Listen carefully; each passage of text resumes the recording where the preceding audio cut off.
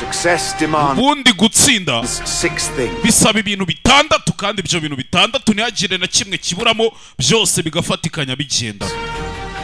Icyambere, gukora cyane, nicyo kintu cyambere bisaba. Gukora cyane.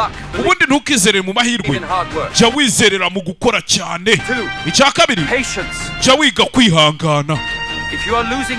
Iyo ubuze kwihangana, uba warangije gutsindwa urugamba urimo uko byagenda kose.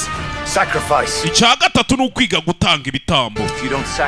Kubera ko iyo udatanze ibitambo ngo ugere ku byo ushaka, birangira bya bindi washakaga ahubwo ari byo bibaye ibitambo, bikabigenderamo ntubigereho.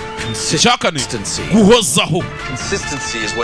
Kubera ko buriya guhozaho nibyo bituma ibintu bikomera ndetse bikaba byiza kurushaho, bikaba birenze.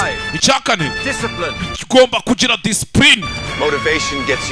Buriya ijambo ryiza ryatuma ukomeza urugendo, ariko discipline yituma waguka. Hanyuma icya gatandatu, jya wigirira icyizere muri wowe. Icyizere ugomba kwigirira si cya cyizere kivuga ngo ese ubu abantu barankunda cyangwa ntago bankunda. Icyizere ugomba kwigira ni cya kindi kivuga ngo nta kibazo nibatankunda, mpfa kuba ndi gukora ibyo nkunda. Rero ntukave ku bintu kugera igihe utsindiye, nicyo kintu uba ugomba gukora muri byose.